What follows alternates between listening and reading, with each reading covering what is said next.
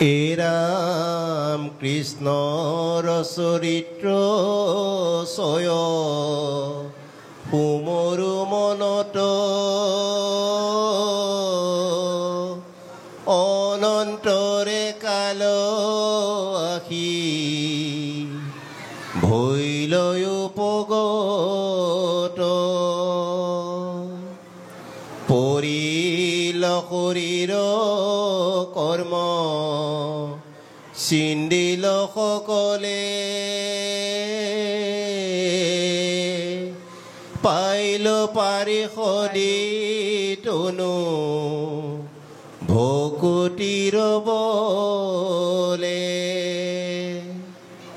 সেই সময়ত আহি মিলিল প্ৰলয় প্ৰৱেশিলো গয়া মই ব্ৰহ্মাৰ হৃদয় তাহানে মানস পুত্ৰ হুয়া ভৈলো জাত দেখা ভকতিৰ কিনো মহিমা সাক্ষাৎ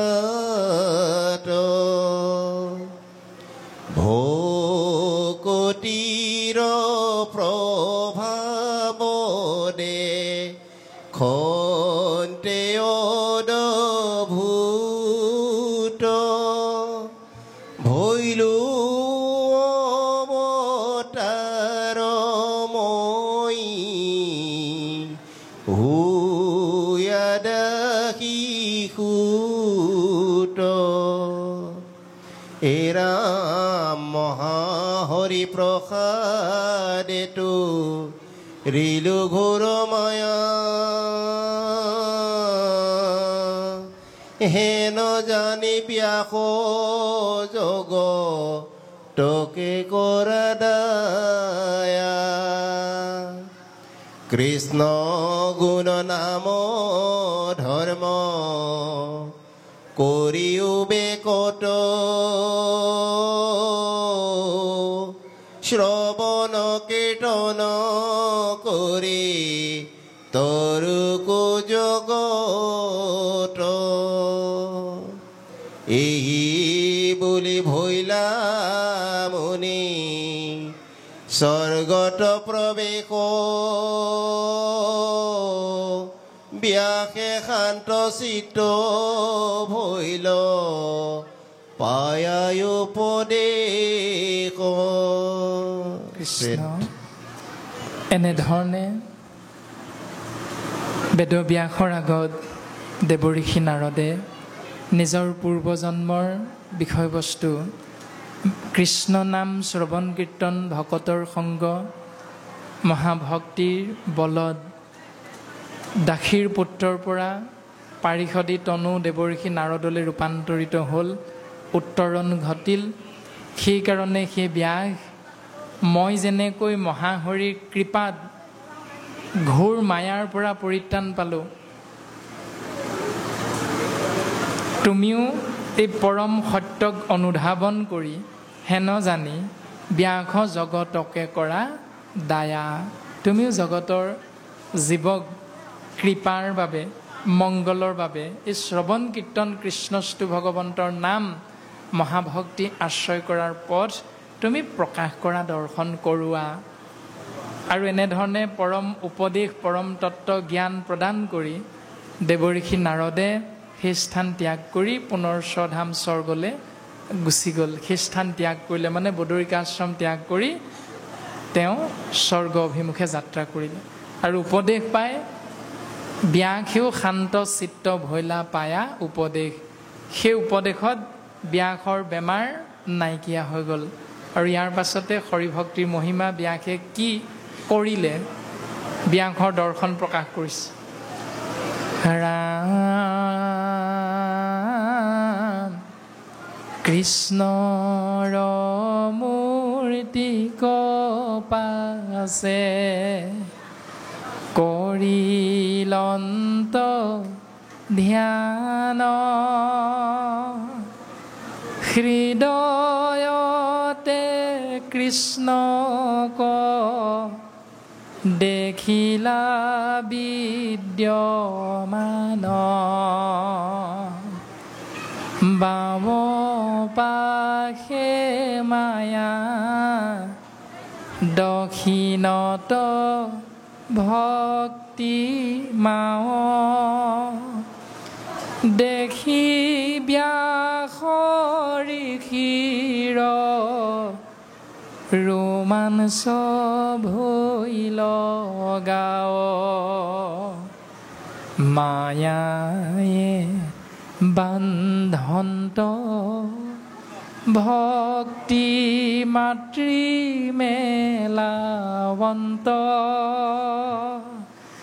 দুহানো মই ধস্থ ভাবে আশা ভগৱন্ত বন্ধৰ মুখৰ হেতু দেখি ব্যাস ঋষি ভাগৱত শাস্ত্ৰ পাছে কৰিলা হৰিষি। দেৱঋষি নাৰদৰ উপদেশ পাই ব্যাসে হৃদয়ত কৃষ্ণক ধ্যান কৰিছে। ধ্যান কৰাৰ লগে লগে এটি দৃশ্য গুৰুজনে আমাক প্ৰকাশ কৰিছে যে হৃদয়তে কৃষ্ণক দেখিলে বিদ্যমান, হৃদয়ত কৃষ্ণক দৰ্শন পাই গ'ল। পোৱাৰ লগে লগে হৃদয়ৰ বাওঁফালে মায়াক দেখা পালে, সোঁফালে ভক্তি মাতৃক দেখা পালে আৰু মায়াৰ কৰ্মক বুজি পালে। মায়ায়ে বান্ধন্ত, জীৱবিলাকক মায়াই বান্ধি যায়। আৰু ভক্তিৰ কৰ্ম দেখা পালে ভক্তিয়ে মেলাৱন্ত, ভক্তিৰ দ্বাৰা জীৱ মুকলি হ'ব পাৰে বান্ধোনৰ পৰা। আৰু বান্ধোন আৰু মুকলি হোৱাৰ মাজত অৰ্থাৎ মায়া আৰু ভক্তিৰ মাজত কোন আছে? সৃষ্টিকৰ সৰ্বশক্তিমান ঈশতত্ব কৃষ্ণ দেৱ ভগৱন্ত। আৰু পৰম সত্যটো অনুধাৱন কৰি বন্ধৰ মুখৰ হেতু, হেতু মানে কাৰণ, বন্ধৰ মানে বন্ধন, মুখ্য মানে মুকলি, মুখ্য প্ৰাপ্তি, পৰম পদ, নিৰ্বাণ মুক্তি। বন্ধনৰ পৰা মুকলি হোৱাৰ কাৰণটো বুজি পাই জানিব পাৰি ব্যাস ঋষিয়ে ভাগৱত শাস্ত্ৰ পাছে কৰিলা হৰিষি। হৰিষি মানে আনন্দিত, আনন্দ মনেৰে 18 নম্বৰ ভাগী মহাপুৰাণ কল্পতৰু মহাভাগৱত শাস্ত্ৰ প্ৰণয়ন কৰিলে। তাত কি আছে? স্বয়ং কৃষ্ণস্তু ভগৱন্তৰ নাম। আৰু সেই কৃষ্ণ নামেই হ'ল জীৱৰ বন্ধনৰ পৰা মুকলি হোৱাৰ একমাত্ৰ পথটো। কিন্তু ব্যাসে বুজি পালে। আৰু বুজি পোৱাৰ আগত মানে বুজি নাপাওঁতে কৃষ্ণ নামটো পাছত আছিল, আন দেৱ ধৰ্মটো আগত আছিল। যাগ যজ্ঞ পূজা পাতল, ই আমি যে কোৱা হৈছিল সত্যযুগে ধ্যানৰ পাছত ভগৱন্তৰ 10টি নাম আশ্ৰয় কৰা, প্ৰকৃতি কহিলা তুমি আনসে ধৰ্ম, মানে পৰম তত্ত্বটো বুজি পোৱা নাছিল। আৰু যেতিয়া গুৰুৰ কৃপা লাভ কৰিলে, দেৱঋষি নাৰদ গুৰু হিচাপে সন্মুখত আবিৰ্ভাৱ হ'ল। আৰু গুৰু দেৱঋষি নাৰদৰ কৃপাত ব্যাসৰ পৰম জ্ঞান লাভ হ'ল যে কৃষ্ণ নামেই জগতৰ মংগল। ঠিক তেনেকৈ আমাকো গুৰুজনাই উপদেশ দিছে, ভকতিৰ বীজ শৰণেষে নিজ, প্ৰেমানন্দ তাৰ ফল, শৰণ বিনাই ভকতি কৰয়, এৱা ঘটৰ যেন জল। আমাক ভক্তিৰ পঢ়াশালীখনত নাম লগাবলৈ কৈছে, তেতিয়াহে মংগল হ'ব। কিন্তু ভক্তিৰ পঢ়াশালীত নাম লগাবৰ বাবে প্ৰথম খোজটো হ'ল শৰণ। এতিয়া শৰণৰ বাবে আমাক এজন গুৰু লাগিব, সেইজনৰ নাম হ'ল শৰণীয়া গুৰু। তাৰপাছত ভজন ল'বলৈ এজন গুৰু লাগিব। এনেধৰণে ইজন গুৰুৰ পাছত সিজন গুৰু, যেনে শিক্ষা গুৰু, দীক্ষা গুৰু, সাত গুৰু, বাট গুৰু, শৰণীয়া গুৰু, ভজনীয়া গুৰু, আৰু শেষত মাধৱ গুৰুজনে আমাক সুন্দৰভাৱে দৰ্শন দিছে যে শ্ৰীমন্ত শংকৰ হৰি ভকতৰ জানা যেন কল্পতৰু, তাহান্ত বিনাই নাই নাই নাই আমাৰ পৰম গুৰু। সেইজন পৰম গুৰু শ্ৰীমন্ত শংকৰদেৱ, যিজনাৰ বিষয়ে মাধৱ গুৰুজনাই গুৰু প্ৰশস্তিত প্ৰকাশ কৰিছে। জয় গুৰু শংকৰ সৰ্বগুণাকৰ জাকিৰি নাহিকে উপাম, তোহাৰি চৰণ কোৰেনো শত কোটি বাৰ একো কৰোহো প্ৰণাম। দৰশিত সুন্দৰ গৌৰ কলেবৰ জৈচন সুৰপৰ কাষ, সকল সভাসদ ৰঞ্জন জাকিৰি দৰ্শনে পাপ বিনাশ। বিনে অংগ ভূষণ পেশী সুশোভন, গহীন গম্ভীৰ ধীৰমতী। কোন শ্ৰীমন্ত শংকৰদেৱ বিনে অংগ ভূষণ। মাধৱ গুৰুজনে শংকৰদেৱৰ বিষয়ে লিখিছে শৰীৰটোত কি কি আছিল। বিনে অংগ ভূষণ, শৰীৰৰ অংগবিলাকত চকু, কাণ, নাক, মুখ, হাত, ভৰিত আঙঠি, খাৰু, অলংকাৰ একো নিপিন্ধাকৈও শ্ৰীমন্ত শংকৰদেৱ বিনে অংগ ভূষণে দেখি সুশোভন, দেখিবলৈ ইমানেই সুন্দৰ যেন সুৰ পৰকা। সুৰ মানে দেৱতা, যেন এজন দেৱহে সন্মুখত থিয় হৈ আছে। দৰ্শনে পাপ বিনাশ, যাক দৰ্শন পালে জগতৰ জীৱৰ পাপ মুহূৰ্ততে নাশ হৈ যায়। আকৌ সেইজন শংকৰ গুৰুৱে মালা পৰিধান কৰিছিল বুলি বহু ব্যক্তিয়ে বাহ পায়ে ক'ব খোজে। তেতিয়াহ'লে মাধৱদেৱতকৈ আপুনি মই শ্ৰেষ্ঠ হ'ব পাৰিম নেকি? যিজন মাধৱ গুৰুৱে শংকৰদেৱৰ শৰীৰত পিন্ধা অলংকাৰৰ বিষয়ে প্ৰকাশ কৰিলে গুৰু ভতিমাৰ জৰিয়তে, আৰু সেই গুৰু ভতিমা আপুনি মই সমস্তজনে আশ্ৰয় কৰাৰ পাছত শংকৰদেৱে হেনো এনেধৰণে মালা বস্তু পৰিধান কৰিছিল বুলি প্ৰকাশিত আছে। এতিয়া হয়তো থাকিব পাৰে ক'ৰবাত গুৰু চৰিত্ৰত থাকিব পাৰে। এতিয়া গুৰু চৰিত লিখিছিল কোনে? দৈতাৰী ঠাকুৰ, ৰামানন্দ ঠাকুৰ আদিসকলে, যিসকলে শংকৰদেৱক দেখিছিল নাই তাৰো গেৰাণ্টি নাই দিয়া আমাক চৰিত পুথিয়ে।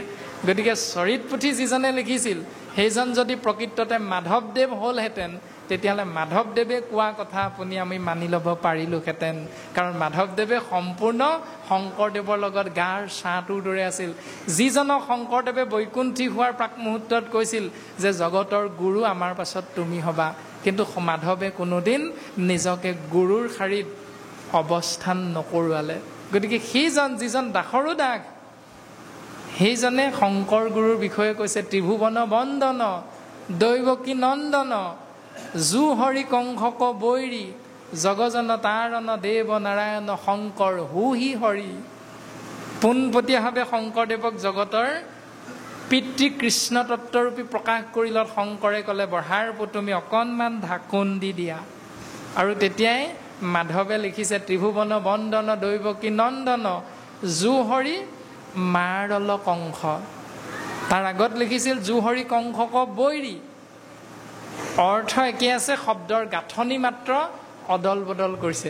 জু হৰি কংসক বৈৰী, যিজন হৰিয়ে কংসক মাৰিছিল। জু হৰি মাৰল কংস, যিজন হৰিয়ে কংসক মাৰিছিল। অৰ্থ একেটাই। জগজন তাৰণ, জগতৰ তাৰণ হয়, জগতৰ মংগল সাধন হয়, জগতৰ কল্যাণ সাধন হয়। দেৱ নাৰায়ণ, সেইজনেই দেৱ নাৰায়ণ।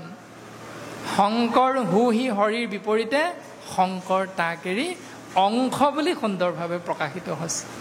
এতিয়া তাৰ পাছতো আমি কোনটো মানিম, কোনটো নামানিম, কোনটো কৰ্মক ধৰ্ম বুলি বুজিব লাগিব, কোনটো কৰ্মক অধৰ্ম বুলি বুজিব লাগিব, শাস্ত্ৰই সুন্দৰভাৱে আমাক প্ৰকাশ কৰিছে। ব্যাসে 4 বেদ 14 শাস্ত্ৰ 17 পুৰাণ লিখাৰ আগত যিখিনি কথা প্ৰকাশ কৰিছিল, লিখি যিখিনি প্ৰকাশ কৰিছিল, আৰু সেইখিনি লিখাৰ পাছত দেৱৰ্ষি নাৰদৰ কৃপাধন্য হৈ যি মহাশাস্ত্ৰ ভাগৱত প্ৰণয়ন কৰিলে, কৃষ্ণস্তু ভগৱন্তৰ নাম। এতিয়া আমি মানিম কাক? 4 বেদ 14 শাস্ত্ৰ 18 পুৰাণৰ নিয়মক ধৰ্ম বুলি মানিম, নে ভাগৱতে কোৱা নিয়মটোক আমি ধৰ্ম বুলি পালন কৰিম? কোনটো? চিন্তা আমাৰ প্ৰত্যেকৰে নিজৰ নিজৰ। ভাগৱতে কিন্তু সুন্দৰভাৱে আমাক এইটো উপদেশ প্ৰদান কৰিছে। এতিয়া ব্যাসে যিটো কৰিলে আমিও সেইটোৱে নিশ্চয় কৰিব লাগিব। এতিয়া ব্যাসে কি কৰিলে? ভাগৱত শাস্ত্ৰ পাছে কৰিলা হৰিষি। আনন্দিত মনেৰে ভাগৱত কৃষ্ণস্তু ভগৱন্তৰ নাম প্ৰকাশ কৰিলে। আৰু সেই প্ৰকাশিত গ্ৰন্থ প্ৰথম কাক পঢ়াইছে? পৰম ৰহস্য ইটো ভকতিৰ তৎপন্থ শোকক পঢ়াইলা মহাভাগৱত গ্ৰন্থ। তেওঁ লিখিত ৰূপত প্ৰকাশ কৰা ভাগৱত কৃষ্ণস্তু ভগৱন্তৰ কথা প্ৰথম তেওঁৰ পুত্ৰ শুকদেৱক পঢ়াইছে, জ্ঞান প্ৰদান কৰিছে। আৰু এনেকৈ প্ৰথম স্কন্ধৰ 6 অধ্যায়ৰ কথা গৈল ব্যাস নাৰদ সংবাদ ইটো কথা। মূল সংস্কৃত ভাগৱতত, ব্যাসদেৱে ৰচনা কৰা মূল সংস্কৃত ভাগৱতত এইখিনিলৈকে 6টা অধ্যায় আছে। এইখিনিলৈকে 6টা অধ্যায় আছে। কিন্তু এই 6টা অধ্যায় কৃপালু শ্ৰীমন্ত শংকৰদেৱ গুৰুজনে অনুবাদ কৰোঁতে এটা অধ্যায়তে অনুবাদ কৰি গোটেই কথাখিনি সাৰাংশটো ইয়াত সোমোৱাই থৈছে। এই কথাটো প্ৰকাশিত হৈছে যে প্ৰথম স্কন্ধৰ 6 অধ্যায়ৰ কথা গৈল নাৰদ ব্যাস সংবাদ ইটো কথা। ব্যাস নাৰদ সংবাদ পৰ্যন্ত মূল সংস্কৃতত যি 6টা অধ্যায় আছে, শংকৰ গুৰুজনে তাৰ হাড়টো উদ্ধাৰ কৰি আনি এটা অধ্যায়তে সুন্দৰভাৱে আমাক বুজাই দিছে। তাৰ পাছত পদে আমাক ক'ব উপদেশ আছে, উপদেশত কি প্ৰকাশিত হৈছে। ৰাম শুনা সামাজিক জন মহাভাগৱত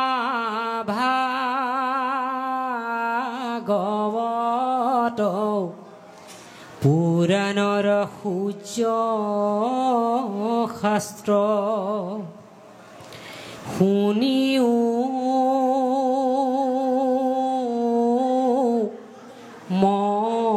মহত্ৰ ৰাম হুয়া এক শৰণ যি জৈনই শুনে আক পাৱে পৰস্পদ সুখে নিস্তৰে মায়াক বৈকুণ্ঠৰ শাস্ত্ৰ আনি পৰম সুকে সাংসৰিক কৰি কৃপা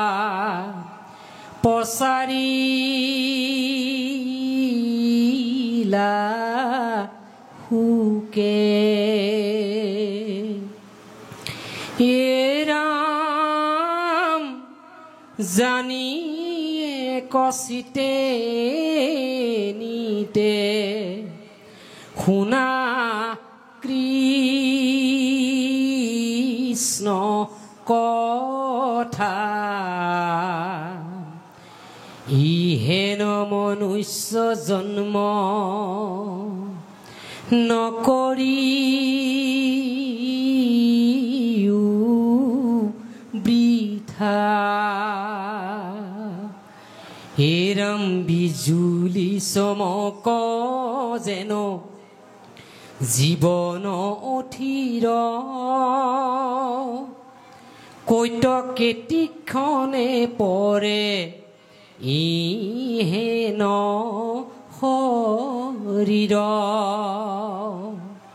প্ৰাণবন্ধু কৃষ্ণ ৰস ৰণে দিয়াচিত কৃষ্ণ গুণ নামইষে পৰলোক বিত্ৰ হিৰম জানি হৰি ভকতিত তেজি আলাখ আউৰ কি মনুষ্য হুইবা এৰাই তু আখ হতৰে গলত বান্ধা মাধৱৰ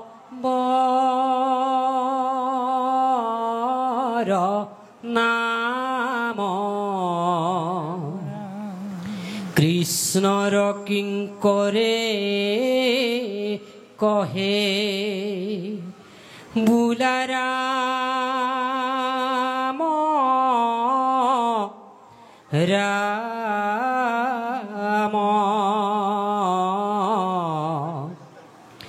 হৰি ৰাম ৰাম ৰাম কৃষ্ণ গুৰুশংকৰ কবিৰ উপদেশত সুন্দৰভাৱে প্ৰকাশিত হৈছে যে সেই জীৱতত্ব আকৌ মনুষ্য নামৰ শৰীৰত প্ৰৱেশ কৰিবলৈ তুমি সৌভাগ্যৱন্ত হবা নে নোহোৱা তাৰ কিন্তু কোনো গেৰাণ্টি নাই। সেইকাৰণে তোমালোকে হৰি ভক্তিক আগ কৰি এলাহ ভাগৰ ত্যাগ কৰি সাত্বিক ভাৱাপন্ন হৈ বান্ধৱ মাধৱৰ নাম কণ্ঠত ৰাখি থোৱা, কাই বাক্য মনেৰে আশ্ৰয় কৰা আৰু দাসৰো দাস কিংকৰ স্বৰূপ শংকৰে আমি সমস্ত প্ৰপন্ন শিষ্য মনুষ্য নামৰ জীৱতত্বৰ প্ৰতি এই উপদেশ সুন্দৰভাৱে প্ৰকাশ কৰিছে আৰু তাকে আশ্ৰয় কৰিবৰ বাবে উপদেশ দিলে শুনা সামাজিক জন মহাভাগৱত পুৰাণৰ সূৰ্য শাস্ত্ৰ শুনিও মহত্ব। সেই সভাসদবৰ্গ তোমালোকে মহাভাগৱত শুনাচোন। প্ৰশ্ন হ'ল মহাভাগৱতৰ কি শুনিম? মহাভাগৱতনো কি? লগে লগে ভাগৱতে আমাক উত্তৰ প্ৰদান কৰিছে। ভাগৱত হ'ল পুৰাণবিলাকৰ ভিতৰত শ্ৰেষ্ঠ, বেদৰ ভিতৰত শ্ৰেষ্ঠ, শাস্ত্ৰৰ ভিতৰত শ্ৰেষ্ঠ। পুৰাণৰ সূৰ্য মহাভাগৱত, তাৰ পাছত সমস্ত বেদান্ত সাৰ মহাভাগৱত, তাৰ পাছত শাস্ত্ৰৰ উত্তম গীতা ভাগৱত। শাস্ত্ৰৰ ভিতৰতো শ্ৰেষ্ঠ, বেদৰ ভিতৰতো শ্ৰেষ্ঠ, পুৰাণৰ ভিতৰতো শ্ৰেষ্ঠ। সেইকাৰণে সেই সভাসদবৰ্গ ভাগৱত শুনা, তাৰমানে ইয়াৰ মহান তত্ত্বটো শুনা। মহান তত্ত্বটো কি? কৃষ্ণস্তু ভগৱন্তৰ নাম। এতিয়া প্ৰশ্ন হ'ল কেনেকৈ শুনিম, কিয় শুনিম? নুশুনো যা, তই গাবলৈ মাতিলোঁ তোক গাই থাক, এনেকুৱা ভাৱনা আমাৰ প্ৰায় থাকে। এতিয়া তাৰ বিষয়ে ভাগৱতে আমাক উত্তৰ প্ৰদান কৰিছে। কেনেকৈ শুনিম, কিয় শুনিম, শুনিলে লাভ কি হ'ব, নুশুনিলে লোকচান কি হ'ব, বাপে সুন্দৰভাৱে কৈ গ'ল। যিহেতু পৰীক্ষিত নামৰ হৰিধাৰী মনুষ্য জীৱতত্বই এজন ব্ৰাহ্মণ নাম হ'ল শ্ৰমিক। শ্ৰমিক নামৰ এজন ধ্যানমগ্ন মুনিৰ ওচৰত এটি অপৰাধ কৰ্ম লগাই জড়িত হৈছিল। সেই অপৰাধ কৰ্মত ক্ষুণ্ণ হৈ শ্ৰমিক মুনিৰ পুত্ৰ শৃংগী মুনিয়ে পৰীক্ষিতক অপৰাধ কৰ্মৰ বাবে শাপ প্ৰদান কৰিছিল যে যিটো অপৰাধ কৰিছিল যেনে কৰ্ম তেনে ফল।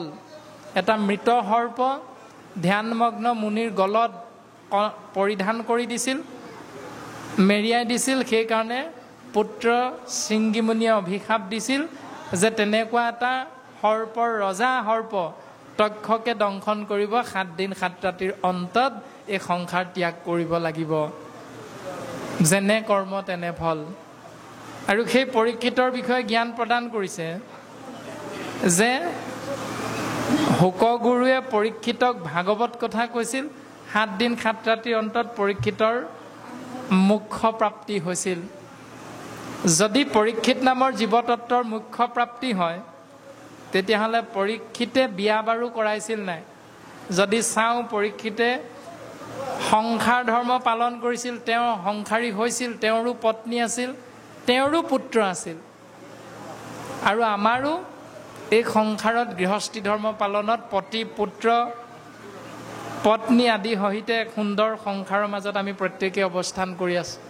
যদি ৰজা পৰীক্ষিত সংসাৰী হৈ তৰি যাব পাৰিছে কৃষ্ণ নাম শুনি, তেতিয়াহ'লে আপুনি আমিও সংসাৰী জীৱ হিচাপে কৃষ্ণ নাম আশ্ৰয় কৰি তৰি যাব পাৰিম, এয়াও ধ্ৰুৱ সত্য। পিছে কেনেকৈ পৰীক্ষিতে আশ্ৰয় কৰিছিল আৰু আমি কেনেকৈ আশ্ৰয় কৰি আছোঁ আৰু আমি কেনেকৈ আশ্ৰয় কৰিব লাগিব তাৰ জ্ঞান দিলে ৰাম হুয়াই এক শৰণ যিজনে শুনৈ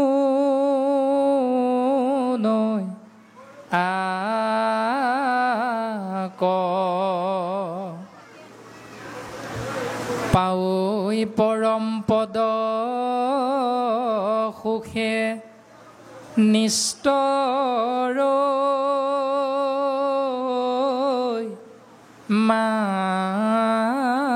মায়াক।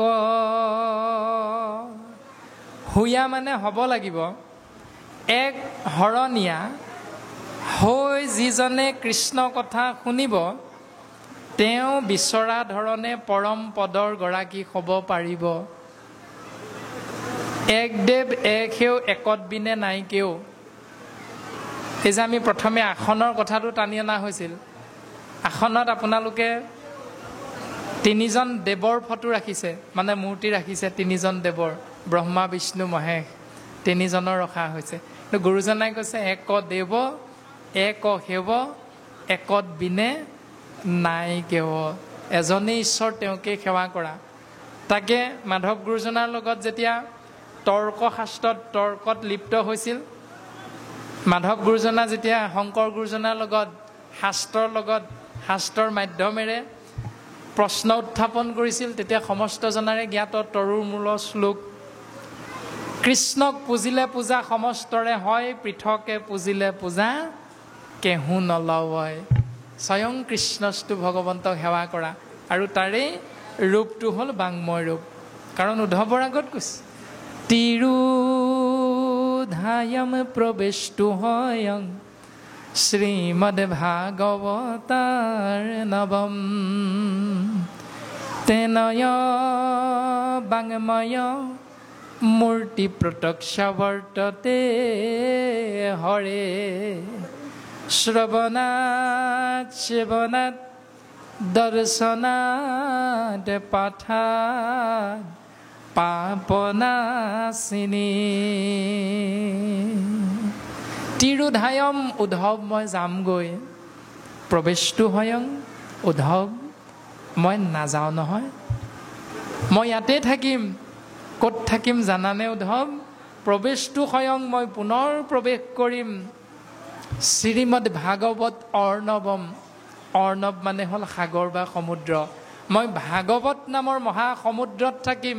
বোলে প্ৰভু, মহাপ্ৰলয়ৰ সময়ত তুমি ৰূপ ধাৰণ কৰিছিলা মৎস্য ৰূপে অৱতাৰ ভৈলা প্ৰথমত উদ্ধাৰিলা বেদ প্ৰভু প্ৰলয় জলত। তুমি সত্যব্ৰত ৰাজাক মাৰ্গদৰ্শন কৰাইছিলা, তুমি বেদ উদ্ধাৰ কৰিছিলা, তোমাৰ ৰূপটো জীৱই দৰ্শন পাইছিল। তুমি কুৰ্ম ৰূপ ধাৰণ কৰিছিলা, দেৱাসুৰৰ মিত্ৰতা স্থাপন কৰি ক্ষীৰ সাগৰ মন্থন কৰি অমৃতৰ উৎপত্তি ঘটাইছিলা। তোমাৰ কৃপা হৈছিল প্ৰভু, কুৰ্ম অৱতাৰ ধাৰণ কৰিছিলা, কাছ ৰূপ। তুমি বৰাহ ৰূপ ধাৰণ কৰিছিলা, হিৰণ্যাক্ষক বধ কৰিছিলা। তুমি ভক্তৰ বাক্য ৰক্ষা কৰি স্তম্ভতে নৃসিংহ ৰূপত প্ৰকাশ হৈছিলা, দুষ্টক দমন কৰিছিলা, হিৰণ্যকশিপুৰক বধ কৰিছিলা। কিন্তু কলিত তোমাৰ ৰূপটো কেনেকুৱা হ'ব প্ৰভু? তেতিয়া ভগৱন্তই কৈছিল তেনয় বাংময় মূৰ্তি, অৰ্থাৎ কলিযুগত মোৰ ৰূপটো হ'ব বাংময় ৰূপ। বাক যুগ মই সমান বাংময় মানে বাণীময়, অৰ্থাৎ মই নাম ৰূপত থাকিম।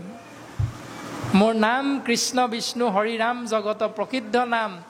যি আশ্ৰয় কৰিব তেওঁ মোৰ পৰম কৃপা লাভ কৰিব।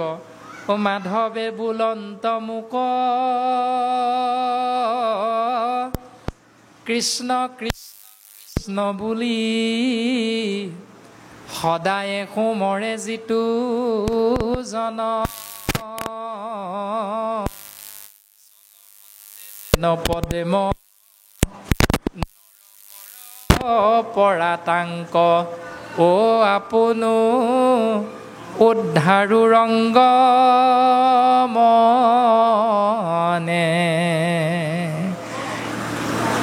কৃষ্ণ তত্ত্বই কৈছে যে মোৰ কৃষ্ণ কৃষ্ণ কৃষ্ণ নাম সদায় যিজনে আশ্ৰয় কৰি থাকিব, তেওঁ কিবা অপৰাধত নৰকলৈ যাব লগা হ'লেও পদুম ফুলপাহ যেনেকৈ পানী বাঢ়ি অহাৰ লগে লগে ওপৰলৈ আপোনা আপুনি উঠি আহি থাকে, ঠিক তেনেকৈ মই নৰকলৈ যোৱা সেই মোৰ ভক্তজনক নিজে নৰকৰ পৰা উদ্ধাৰ কৰি আনো।